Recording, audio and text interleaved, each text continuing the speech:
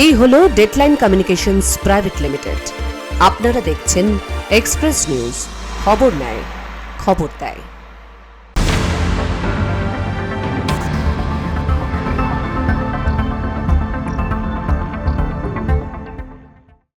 Express Today brought you by Ambe mining private limited. নমস্কার, আপনারা দেখছেন এক্সপ্রেস নিউজ। আমি দীপ, শুরু করছি এক্সপ্রেস টুডে।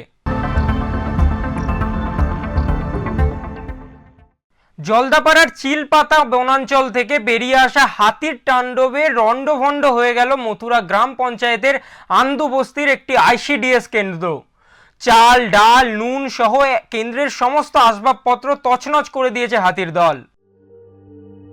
বৃহস্পতিবার রাতে খাদ্যের সন্ধানে আসা হাতির পাল নুন ও অন্যান্য খাদ্যদ্রব্যের লোভে আইসিডিএস কেন্দ্রের দরজা ভেঙে ভেতরে প্রবেশ করে। চাল, ডাল, নুন সব খেয়ে নষ্ট করে দেয়। দেওয়াল, চেয়ার, টেবিল সহ আসবাবপত্র ভেঙে চুরমার করেছে হাতি। গ্রামবাসীরা জানান, বন দফতরের নির্দেশে হাতি এলে তারা ঘর থেকে বের হননি, ফলে হাতিগুলি অবাধে তাণ্ডব চালিয়েছে। আজকে রাতে হাতি আসে এরকম হামলা করে গেল, আমরা তো বুঝতেই পারিনি। এখন তো ওয়াল নাই, অসুবিধা তো হবেই, এখন বর্ষার টাইম আসতেছে। সকালে আইসিডিএস কর্মী জেলি রাভা কেন্দ্রটি বিধ্বস্ত অবস্থায় দেখতে পান। খবর পেয়ে মথুরা গ্রাম পঞ্চায়েত প্রধান দেবেন্দ্র রাভা কেন্দ্রটি পরিদর্শনে আসেন। এই ঘটনায় এলাকাবাসী আতঙ্কিত এবং হাতির উপদ্রব থেকে মুক্তির জন্য বন দফতরের কাছে দ্রুত পদক্ষেপের দাবি জানিয়েছেন। আলিপুরদুয়ার থেকে সুমিত কার্জির রিপোর্ট, এক্সপ্রেস নিউজ। চারিদিকে যেন অবহেলার ছোঁয়া। কথাশিল্পী শরৎচন্দ্র চট্টোপাধ্যায়ের জন্মভিটা ও প্যারি পণ্ডিতের পাঠশালার বেহাল অবস্থা, রক্ষণাবেক্ষণের অভাব স্পষ্টভাবে লক্ষ্য করা যায়। হুগলি জেলার দেবানন্দপুর, এখানেই জন্মেছিলেন অমর কথাশিল্পী শরৎচন্দ্র চট্টোপাধ্যায়। এখানেই রয়েছে তার জন্মভিটে, রয়েছে প্যারি পণ্ডিতের পাঠশালা। শরৎচন্দ্রের যখন 5 বছর বয়স, তখন এই প্যারি পণ্ডিতের পাঠশালাতেই ভর্তি করেছিলেন তার পিতা মতিলাল চট্টোপাধ্যায়। যেখানে শৈশব কেটেছে এই মহান ব্যক্তিত্বের, সেই পাঠশালাই আজ ধ্বংসস্তূপে পরিণত হয়েছে। শরৎচন্দ্রের বাল্যবন্ধু কাশীনাথের মেয়ের ঘরের পরিবারের সদস্য প্রভাত চট্টোপাধ্যায় জানিয়েছেন, সরকারের তরফ থেকে একবারের জন্যও কারোর সঙ্গে যোগাযোগ করা হয়নি। শরৎচন্দ্রের স্মৃতি বিজড়িত স্থানগুলির রক্ষণাবেক্ষণের কাজ একবারের জন্যও করা হয়নি বলে অভিযোগ কাশীনাথের পরিবারের সদস্যদের। এখানে টাকা স্যাংশন হয়েছে, এখনো অবধি কোনো কিছু সরকারি উদ্যোগ দেখা যায়নি। ঠিক আছে, তবু 2-1 হয়তো এসেছে। যেমন আমাদের ক্ষেত্রে আমাদের সঙ্গে তো কেউ দেখাশোনাও করেনি, কথাও বলেনি। দেবানন্দপুরের প্রবেশদ্বারে শরৎতরণ, শিশু পার্ক, শরৎ আবাসন নির্মাণ দেবানন্দপুরবাসীদের স্বপ্নই থেকে গেছে। এমনকি কথা সাহিত্যিককে সম্মান জানিয়ে তার নামাঙ্কিত গ্রামীণ পাঠাগারটি শহর গ্রন্থাগারের সম্মানটুকুও পায়নি। অথচ শরৎবাবুর শেষ জীবনে থাকার জায়গা সামতাবের বিশেষ সম্মান করে নিয়েছে। অথচ শরৎচন্দ্রের জন্মস্থান পড়ে আছে অবহেলিত। আমরা তো চাই, দেখুন, যদি প্রস্তাব আসে নিশ্চয়ই আমাদের কিছু বলার আছে, সেটা নিশ্চয়ই আমরা বলবো। সেটা আমাদের আরও ভাইরা আছে, তারা বলবে। হ্যাঁ, কারণ এটা তো আমার নিজের একার জিনিস নয়। আমরা তো চাই, দেখুন, যদি প্রস্তাব আসে নিশ্চয়ই আমাদের কিছু বলার আছে, সেটা নিশ্চয়ই আমরা বলবো। সেটা আমাদের আরও ভাইরা আছে, তারা বলবে। হ্যাঁ, কারণ এটা তো আমার নিজের একার জিনিস নয়। বছরের পর বছর শরৎচন্দ্রের জন্মদিবসের অনুষ্ঠানে সকলকে বলতে শোনা যায়, শরৎচন্দ্র আমাদেরই লোক, তিনি যা কিছু লিখে গেছেন তাও আমাদেরই জন্য। তাই এবার সত্যি সত্যি যদি শরৎচন্দ্রকে সম্মান জানাতে হয়, তাহলে তাদের নামের সঙ্গে জড়িত স্থানগুলির সংস্কারের দিকেও নজর দিক সরকার। এটাই আবেদন দেবানন্দপুরবাসীর। দেবানন্দপুর থেকে কাকলি নস্করের রিপোর্ট, এক্সপ্রেস নিউজ। আলিপুরদুয়ারের শোভাগঞ্জের পালপাড়ায় মাছ ধরতে গিয়ে এক যুবকের মর্মান্তিক মৃত্যু হয়েছে। মৃত ব্যক্তির নাম শ্যামল দে, তার আনুমানিক বয়স জানা যাচ্ছে 50 বছর। মাছ ধরতে গিয়ে মর্মান্তিক মৃত্যু আলিপুরদুয়ারে। পেশায় প্যান্ডেলের কর্মী হলেও মাছ ধরা ছিল তার নেশা। স্থানীয় সূত্রে জানা গেছে, বৃহস্পতিবার বিকেলে শ্যামল দে বাড়ি থেকে মাছ ধরতে বেরিয়েছিলেন। এরপর তিনি আর বাড়ি ফেরেননি। পরিবারের সদস্যরা খোঁজাখুঁজি করেও তার কোনো সন্ধান পাননি।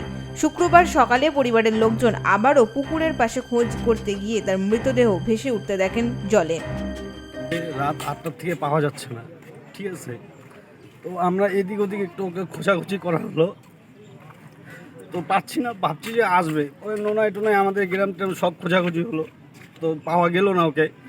পরে রাত 3:30টার থেকে এদিক পুকুর পাড়টা সব মানে টর্চ দিয়ে আমরা খোঁজাখুঁজি করছি, তো ওরে আর পাওয়া যাচ্ছে না। পরে সকালবেলা উঠে বাস দিয়ে টোটাল মানে জলের সাইডগুলো আমরা পুরো করলাম, তাও পাওয়া যাচ্ছে না। এই যে একটু আগে জাস্ট মানে ভাসলো। খবর পেয়ে আলিপুরদুয়ার থানার পুলিশ ঘটনাস্থলে পৌঁছায় এবং মৃতদেহটি উদ্ধার করে ময়নাতদন্তের জন্য হাসপাতালে পাঠানো হয়। পুলিশের প্রাথমিকভাবে অনুমান পুকুরের পাড়ে পা হড়কে জলে পড়ে গিয়েই তার মৃত্যু হয়েছে। শ্যামলদের আকস্মিক মৃত্যুতে পরিবার এবং এলাকায় গভীর শোকের ছায়া নেমে এসেছে। Bureau report, express news. চা তো অনেক পাত্রেই খাওয়া যায়, বর্তমানে ক্লান্তি মেটাতে 5 টাকার কাগজের কাপে এক চুমুক চা আর তাতেই যেন স্বস্তি। চায়ের কাপ তৈরি এখন কর্মসংস্থানের নতুন সুযোগ। বিশেষ কাগজের তৈরি কাপ তৈরি করে কর্মসংস্থানের নতুন দিশা দেখাচ্ছে এগরার বালিঘাইয়ের এক যুবক। কথাই বলে বাঙালি চায়ের কাপে তুফান তোলে। চা বাঙালিকে অচেনা শহর চিনিয়ে দেয়। চা তো অনেক পাত্রেই খাওয়া যায়। বিশেষ কাগজের তৈরি কাপ তৈরি করে কর্মসংস্থানের নতুন দিশা দেখাচ্ছে এগরার বালিঘাইয়ের যুবক। 5 লাখ থেকে 10 লাখ এমনকি আরও বেশি দামের যন্ত্র রয়েছে কাপ তৈরির জন্য। কাপ তৈরির কাঁচা মালও পাওয়া যায় কলকাতার বিভিন্ন দোকানে। অতি সহজেই এক নিমেষে তৈরি করে ফেলা যায় হাজার হাজার কাপ। প্রতি মাসে 30 থেকে 50 হাজার টাকা রোজগারের কথাও বললেন দেবু পণ্ডিত। কর্মসংস্থান বলতে মেশিন দু প্রকারের থাকে, একটা নর্মাল স্পিড আর একটা হাই স্পিড। আমার এটা নর্মাল স্পিডের মেশিন, কম পুঁজি নিয়ে যেহেতু নেমেছিলাম, হাই স্পিড মেশিন নিতে গেলে একটু দাম বেশি পড়ে, অতএব আমি নর্মাল স্পিড নিয়ে প্রথম চালু করেছি। মিনিটে 60টা প্রোডাকশান হয়, ঘন্টায় 3000 3,500 ক্যাপাসিটি থাকে। বিভিন্ন প্রোডাকশানের উপরে নির্ভর করে, প্রতিদিনের ইনকাম আর সেলসের উপরে নির্ভর করে। 10 ঘন্টা মেশিন চালালে 5 কার্টুন তৈরি হয়, মিনিমাম একটা 30,000 কি 40,000 প্রোডাকশান হয়। চায়ের কাপ তৈরি করে নিজের ব্যবসা শুরু করে তাক লাগাচ্ছে এগরার এই যুবক। প্রথমে ছোট আকারে শুরু করে ধীরে ধীরে ব্যবসা বাড়ানো যেতে পারে, এমনটাই দাবি তার। চায়ের কাপ তৈরি করে অন্য ব্যবসার সাথে যুক্তও হওয়া যেতে পারে, যেমন রেস্টুরেন্ট, ক্যাফে, হোটেল বা অন্যান্য ব্যবসার জন্য চায়ের কাপ সরবরাহ করা যেতে পারে। মেশিনটা ইনভেস্টমেন্ট করতে হয়, সাথে সাথে কাঁচামালও যেটা আনতে হয় কলকাতা থেকে সেটারও ইনভেস্টমেন্ট করতে হয়। এবারে প্রায় তো বাকি পড়ে যায় দোকানে, এই জন্য অসুবিধা হয় আর কি। মাসে প্রত্যেকদিন 5-6 কার্টুন তৈরি করি, 10 ঘন্টা করে মেশিন চালালে মাসে 150-180টা কার্টুন তৈরি হয়ে যায়। মাসে যদি 100 কার্টুনও সেল হয়, মিনিমাম একটা 30 থেকে 35,000 টাকা লাভ থাকে। অনলাইন প্ল্যাটফর্মের মাধ্যমেও চায়ের কাপ বিক্রি করা যেতে পারে। চায়ের কাপের ডিজাইন ও কারুশিল্পের সঙ্গে যুক্ত হয়ে কর্মসংস্থান তৈরি করা যেতে পারে এর মাধ্যমে। কাগজের চায়ের কাপ তৈরির মেশিন হলো এমন একটি যন্ত্র যা স্বয়ং সক্রিয়ভাবে বা আংশিকভাবে কাগজের কাপ তৈরি করতে পারে। এই মেশিনগুলো সাধারণত বিভিন্ন ধরনের কাগজের কাপ তৈরি করতে পারে, যেমন চা, কফি বা অন্যান্য পানীয়র কাপ। এই কাঁচামাল আনতে হয়েছে কলকাতা থেকে, কলকাতা রানীহাটি, ওখান থেকে এসছে আমাদের মানে এই যে গোডাউনে নিয়ে এসছি আমরা। কাগজ কুলিং করে দিতে হবে, তারপর এই যে ম্যানুয়াল সুইচ আছে, সুইচটা চালু করলে অটোমেটিক কাপ বেরিয়ে আসবে। 1 ঘন্টা মিনিটে 60টা 65টা প্রোডাকশন আসে। এই মেশিনগুলি সম্পূর্ণ স্বয়ংক্রিয়ভাবে কাজ করে। কাগজের শীট থেকে কাপ তৈরি, কাপের আকার ও ডিজাইন এবং কাপের প্রান্তের প্রান্ত তৈরি সবকিছুই এই মেশিনের মাধ্যমে স্বয়ংক্রিয়ভাবে সম্পন্ন হয়। এই মেশিনগুলোতে কিছু কাজ হাতে করতে হয়, যেমন কাগজের শীট লোড করা বা কাপের প্রান্তের প্রান্ত তৈরি করা। বাকি কাজগুলো স্বয়ংক্রিয়ভাবে সম্পন্ন করে মেশিনটি। বর্তমান দিনে বেকার যুবক যুবতীদের কাছে কাগজের কাপ তৈরির মেশিন কর্মসংস্থানের এক নতুন দিশা দেখাচ্ছে। পূর্ব মেদিনীপুর থেকে রাজীব নন্দীর রিপোর্ট, এক্সপ্রেস নিউজ। এক্সপ্রেস টুডেতে নিয়ে নেব একটা ছোট্ট বিরতি, ফিরে আসছি বিরতির পর। দেশের অগ্রগতিতে সদা জাগ্রত Ambe mining private limited. Coal mining থেকে কোল ওয়াশিং, কনস্ট্রাকশনের নয়া দিশারে আম্বে মাইনিং প্রাইভেট লিমিটেডের ঠিকানা circular road, 9th floor, block number 92, AJC Bose road, Kolkata 700017। বিশদে জানতে ফোন করুন 03322892508। ফিরে এলাম বিরতির পর, আপনারা দেখছেন এক্সপ্রেস টুডে।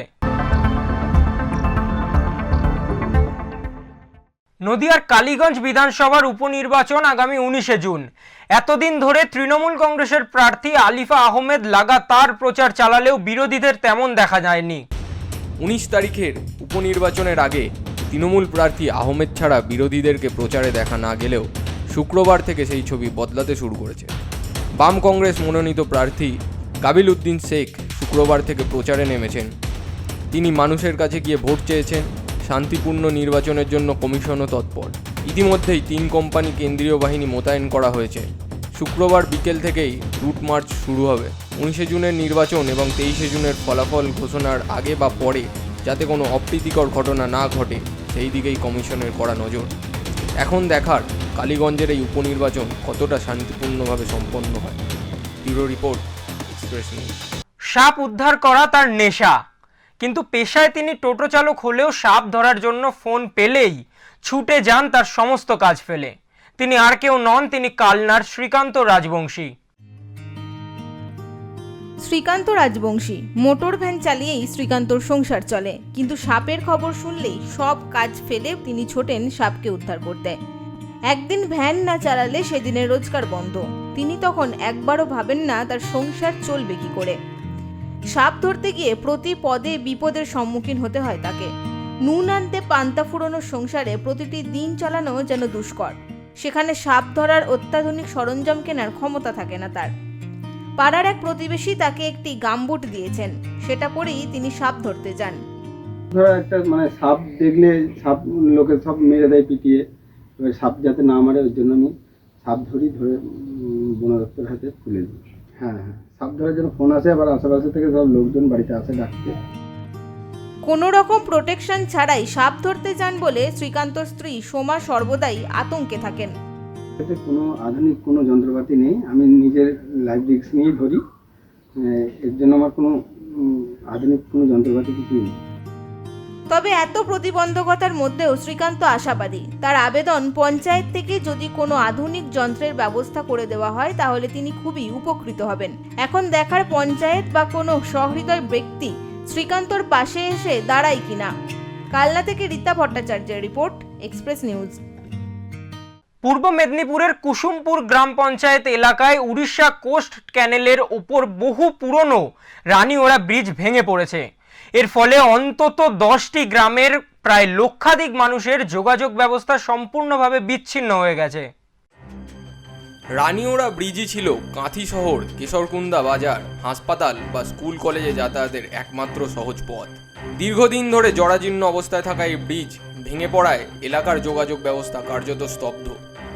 এর আগেও এই ব্রিজ থেকে পড়ে গিয়ে একাধিক ছাত্রছাত্রী আহত হয়েছে। বর্তমানে শিক্ষক শিক্ষিকা, পড়ুয়া এবং অসুস্থ রোগীদের হাসপাতালে নিয়ে যেতে চরম সমস্যায় পড়তে হচ্ছে।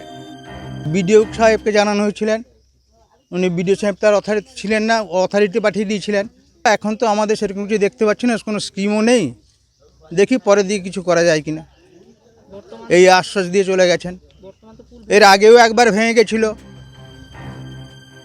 দীর্ঘদিন ধরে এই ব্রিজের সংস্কারের জন্য প্রশাসনকে জানানো হলেও কোনো স্থায়ী সমাধান মেলেনি। কুসুমপুর গ্রাম পঞ্চায়েতের প্রধান পারুল রানী বর একটি অস্থায়ী কাঠের সাঁকো তৈরির কথা বলেছেন। করেই বলে গেছেন যে আমি ইমিডিয়েটলি একটা চিন্তা ভাবনা করছি, কাঠের পুল দিয়ে খুব সহজে যাতে মানুষ যেতে পারে ওই ব্যবস্থাটা করব। তবে গ্রামবাসীরা অবিলম্বে একটি নতুন পাকা ব্রিজ নির্মাণের দাবি জানিয়েছেন এবং না হলে বৃহত্তর আন্দোলনে নামার হুঁশিয়ারি দিয়েছেন। এই অঞ্চলের লক্ষাধিক মানুষের স্বাভাবিক জীবনযাত্রা ফিরিয়ে আনতে দ্রুত স্থায়ী সমাধানের প্রয়োজন। Bureau report, express news. Canal আছে, কিন্তু সেই ক্যানেল দিয়ে একদিনও জল বেরোয়নি, তাই চাষিদের সমস্যার কোনো সমাধানও হয়নি। রয়েছে জল ভর্তি ড্যাম, 6.5 কিলোমিটার ক্যানেলও করা আছে, কিন্তু সেই ক্যানেল থেকে চাষের জন্য জল পায় না চাষিরা। কংগ্রেস আমলে চাকলতোড়ে তৈরি হয়েছিল তারা ড্যাম। আশেপাশের বহু চাষি জমি চলে গিয়েছিল সেই সময় জলের তলায়। মানুষ আশা করেছিল বর্ষার পরবর্তী সময়ে বিভিন্ন চাষের উপযোগী জল পাওয়া যাবে সেই ড্যাম থেকে। সেই মতো ক্যানেলও তৈরি হয়েছিল, কিন্তু শুরু হওয়ার পর থেকে আজ পর্যন্ত এক ফোঁটাও জল চলেনি সেই ক্যানেল দিয়ে। দেখুন, উপকৃত তো কিছুই আমরা হই না, কারণ ক্যানেলে কোনো দিনই জল বয়ে নাই এবং এই বর্ষার সময়টুকু জলটা ক্যানেলে চলে, বাকি সময় তো ক্যানেল বন্ধই থাকে আর দিনকে দিন নদীটা আপনার ভরাট হয়ে যাচ্ছে। বাম জমানা থেকে বর্তমানে তৃণমূলের জামানায় কোনো সংস্কারের কাজ না হওয়ায় ধীরে ধীরে বুঝে যাচ্ছে ড্যাম। তাই রাজার বদল হয়েছে ঠিকই, কিন্তু চাষিরা যে তিমিরে সেই তিমিরেই থেকে গেছে। মানবাজার থেকে বংশীধর সিংহের report, express news. Express today আজকের মতো এই পর্যন্তই। চোখ রাখুন এক্সপ্রেস নিউজের পর্দায়। এক্সপ্রেস নিউজ, খবর নেয়, খবর দেয়।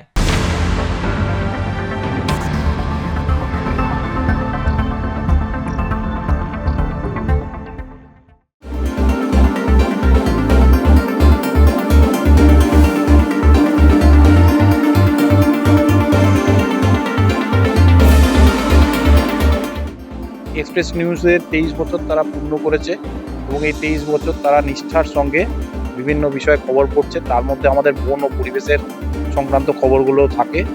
তাদের এই যে দীর্ঘ 23 বছরের পথ চলা এবং 24 বছরের পদার্পণ, এটার জন্য আমি তাদের সকল কর্ণধার এবং তাদের সকল কর্মীদের আমাদের কোচবিহার বন বিভাগের পক্ষ থেকে বিশেষ শুভেচ্ছা।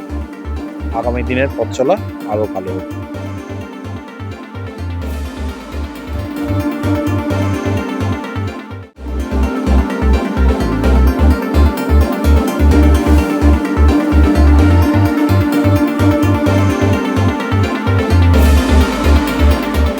24 বছরের 24 ক্যারেট বিশ্বাস।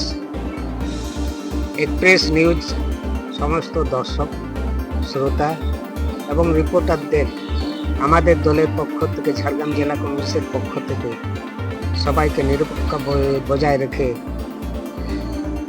সুস্থভাবে পরিবেশন হোক। আগামী 10ই জুন 24 বছর পূর্ণ হচ্ছে, তাতে আমাদের দলের পক্ষ থেকে এক্সপ্রেস নিউজকে অনেক অনেক ধন্যবাদ।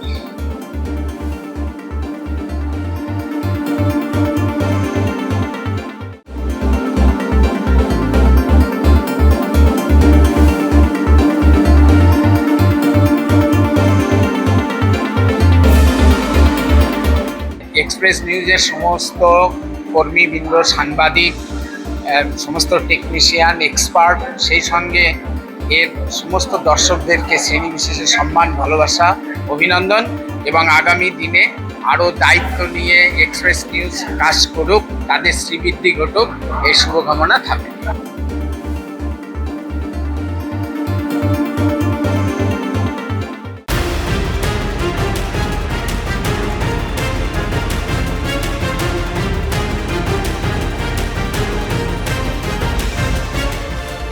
এই হলো ডেডলাইন কমিউনিকেশনস প্রাইভেট লিমিটেড। আপনারা দেখছেন এক্সপ্রেস নিউজ, খবর নেয়, খবর দেয়।